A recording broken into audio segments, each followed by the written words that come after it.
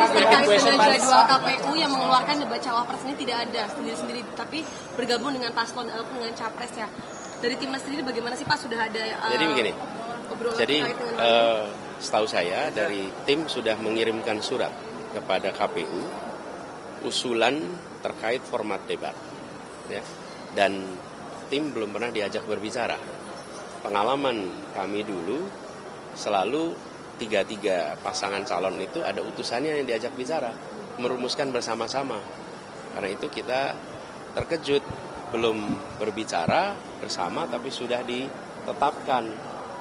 Dan nanti pada waktunya surat itu akan disampaikan juga ke publik. Artinya mendorong untuk tetap ada debat bersama cawapres begitu Pak? Ini adalah soal menghormati rakyat Indonesia. Rakyat Indonesia itu harus dihormati. Cara menghormatinya bagaimana? Dengan menunjukkan calon presidennya, dengan menunjukkan calon wakil presidennya. Jangan disembunyikan, tapi ditunjukkan. Ditunjukkan untuk apa? Untuk menghormati pemilih. Supaya rakyat Indonesia bisa melihat dari dekat setiap calon.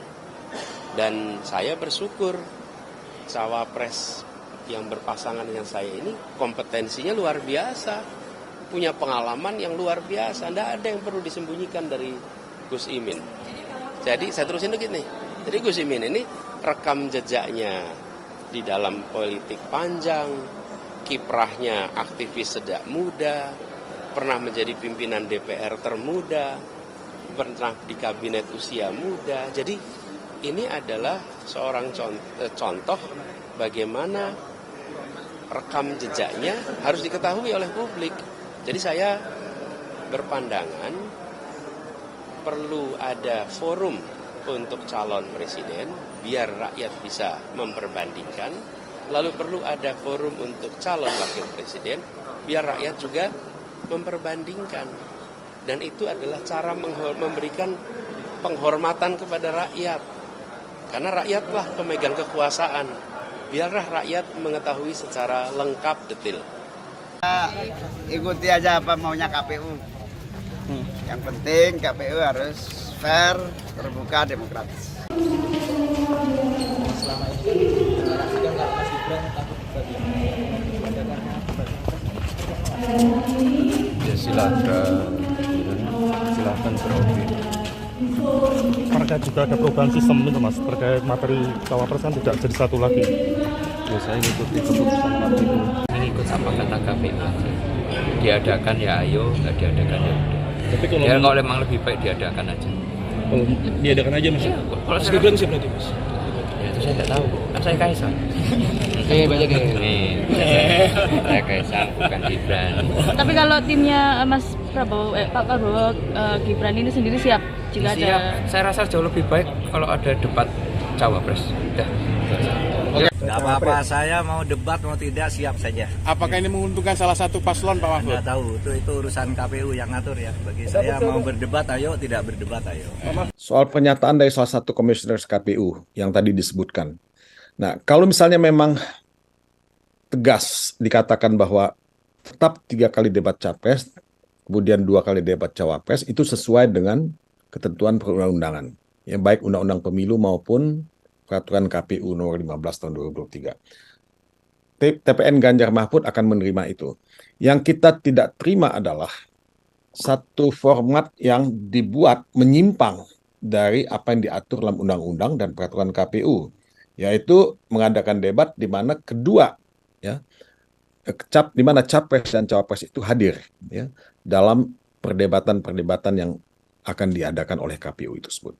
Karena ini menurut saya membuat masyarakat itu tidak mampu atau tidak bisa melihat secara utuh capres ataupun cawapres yang akan mereka pilih nantinya. Jadi berikan rakyat itu hak untuk menilai secara utuh siapa capres yang akan mereka pilih dan siapa cawapres yang akan mereka pilih ya. Karena ini penting buat kita sebagai bangsa agar kita tidak membeli kucing dalam karung ya. Agar kita punya pemahaman dan pengertian yang sama mengenai masing-masing cawapres yang akan kita pilih. Debat cawapres akan diselenggarakan 2 kali sesuai dengan peraturan perundang-undangan. Itu. Dan Untuk pada saat head to head debat, seperti tahun lalu sistemnya ya Pak ya? ada Mas, ada. Dan memang sekarang ini setiap debat itu didampingi oleh pasangannya masing-masing. Karena itu yang berubah, Enggak. namanya. Ntar dulu Mas, sebentar. Kasih kesempatan Pak Idam dulu ya, Ini silakan kan Pak. kami belum memberikan penjelasan tapi sudah dipotong-potong, informasinya kemana-mana, disinformasi. Saya pikir jadi nggak sehat kalau kayak Oke, gini. silakan Pak Idam. Enggak dari tadi nggak ada yang potong, gantian kita bicara kok. Silakan lanjutkan Pak Idam. Oke, ya misalnya begini, pada saat debat calon presiden, calon wakil presiden, ya maka porsi utama atau calon wakil presiden itu menjadi aktor utama dan kami hanya mendesain didampingi saja. Itu. Jadi memang porsinya sesinya adalah sesi yang bersangkutan gitu loh. Oke, yang mendampingi boleh ikut bicara nggak? Tergantung pada Nah, itu situasinya. yang menurut saya abu-abu. Itu yang menurut saya Mas Idam, itu namanya abu-abu. Kenapa tidak dibuat format seperti tahun lalu saja? Nggak usah ada pendamping.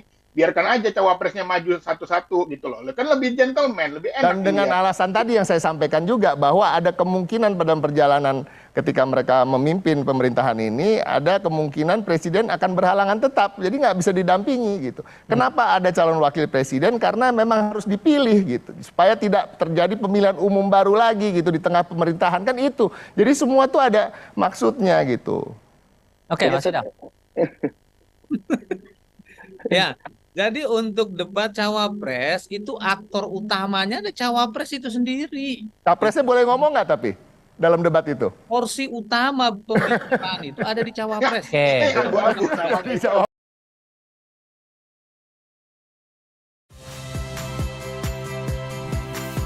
Saya Radi Saputro.